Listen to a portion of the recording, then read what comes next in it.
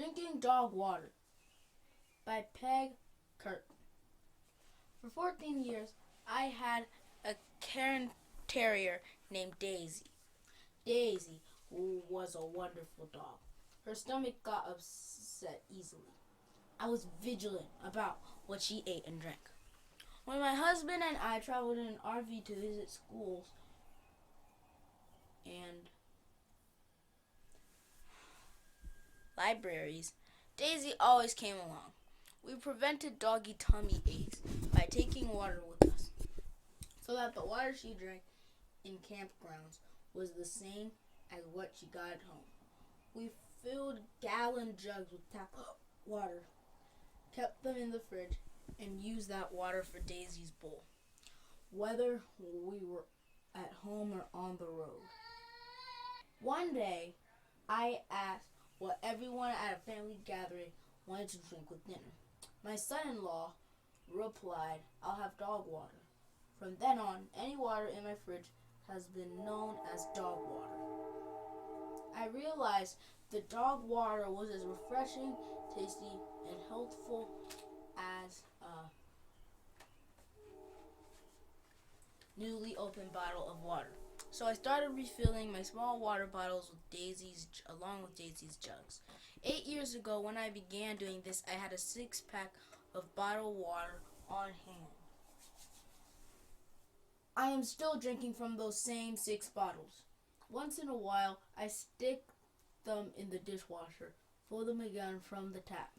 I refill my personal bottle about 4 times a day, which saves the purchase of more than 100 bottles of water each month. Even if I recycle every bottle, it would take energy to manufacture, fill, and deliver them. 100 bottles a month times 2 months times 8 years is about 9,600 bottles. That's 9,600 plastic bottles that I did not buy because I drink dog water and reuse the bottles every day. Peg Kurt is the author of Earthquake Terror, Abduction, Spy Cat Trapped, and The Ghost Grave, as well as Small Steps, The Year I Got Polio. What you can do. Buy reusable water bottles so that you can fill up and take wherever you go. Be sure to take this to sports games and other activities. Where bottled water is being sold, you'll save money and the environment. Cold Pizza for Breakfast by Jane Yolen. You would be amazed at what I eat for breakfast. Cold pizza, second day salad, leftover tuna fish. And when I give a party for friends, I have breakfast stuff for days. Deviled eggs, stuffed mushrooms, pate carrot sticks, and chopped celery. I also cook something called compost casserole, which is a silly name for mixing many of my leftovers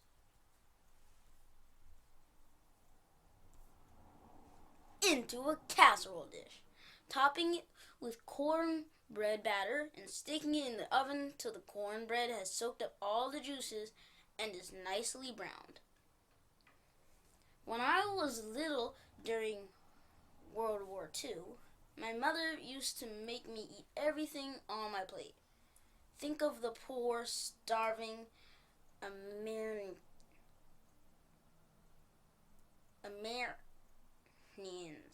she would say, and I would grumble to my plate. Let's package this up and send it to America, wherever that is. But to this day, I don't throw food out. Do you know that in America we throw out enough still eatable food to feed many starving populations around the world?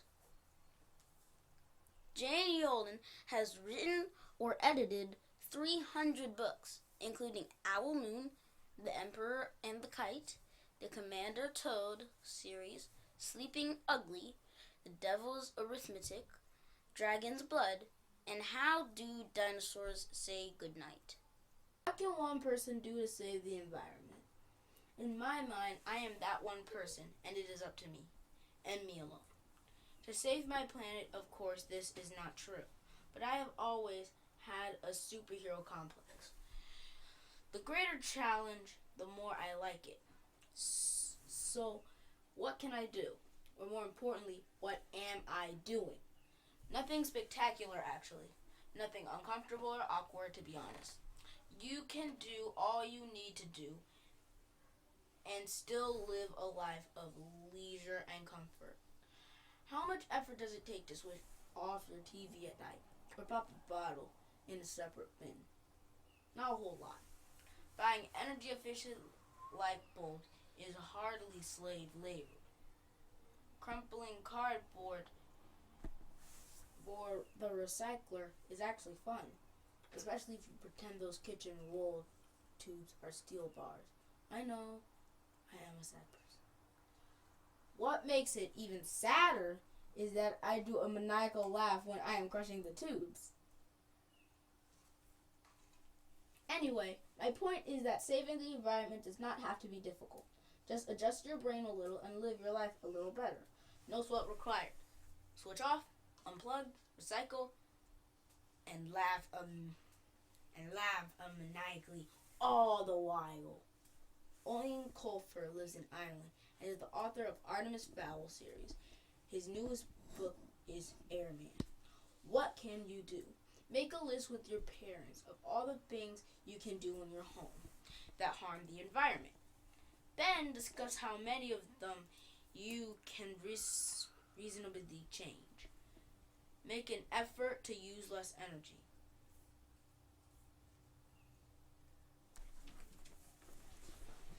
Paperback Writer by Joseph Brunchek.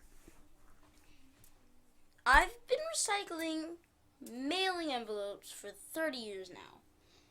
Big manila envelopes and padded envelopes that are used by my various publishers to send me their latest catalogs.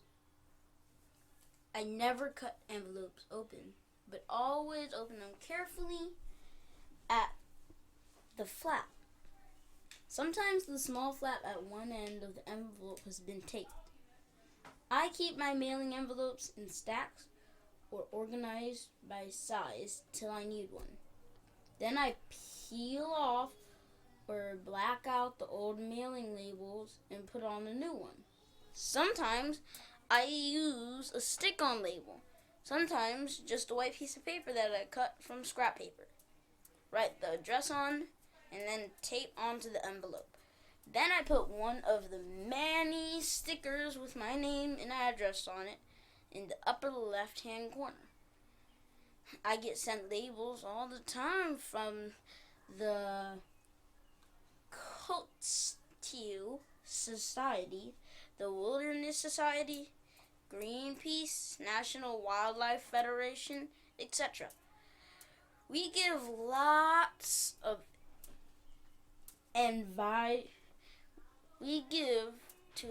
environmental groups. I also keep my waste stream low by reusing paper, making notepads out of paper with print on only one side, such as early drafts of my work that I've printed out. Then, after using both sides, I run the paper through a shredder and compost it. I also shred the junk mail that still comes in. I compost all our household organic garbage in several forms of composters, from a tumbler to four 3-foot by 3-foot square bins made of concrete blocks. I layer the shredded paper with food waste, grass clippings, shredded leaves in the autumn, and soil.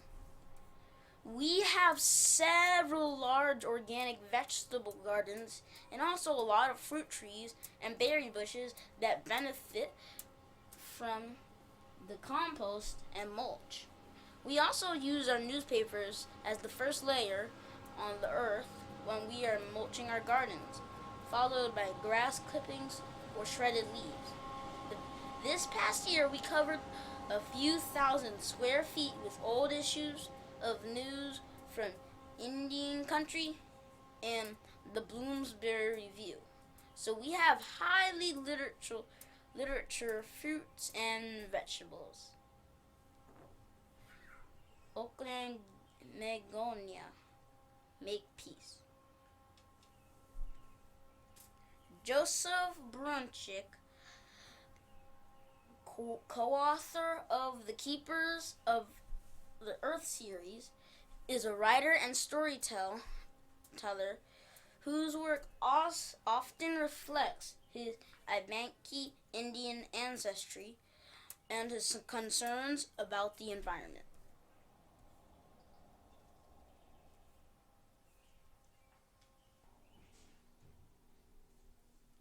Turn It Off by Eric A. Kilmer.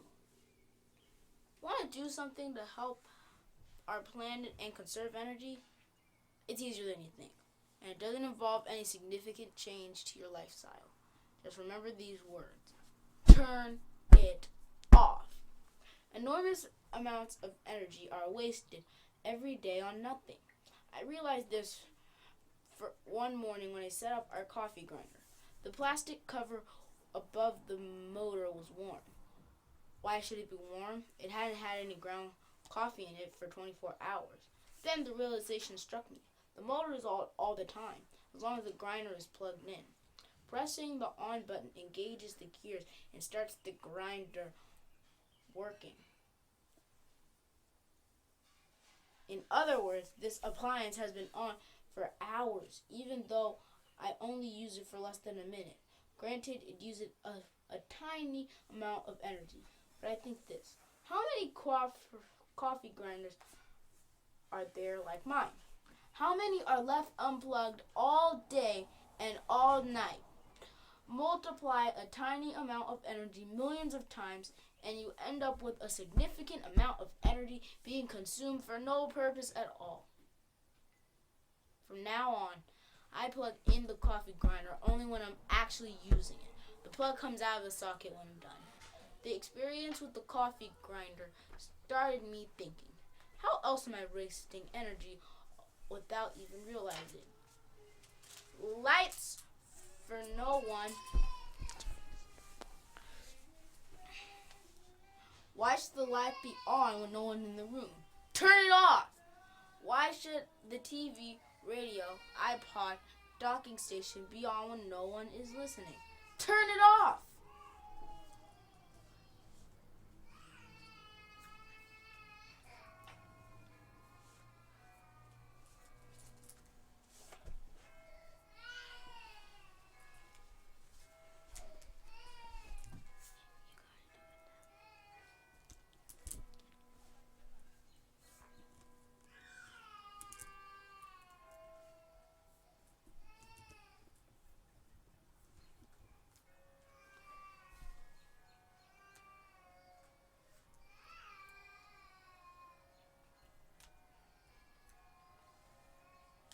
What about your computer and its peripherals? Printers, hard drive, modem. Granted, there is no point in turning off your system.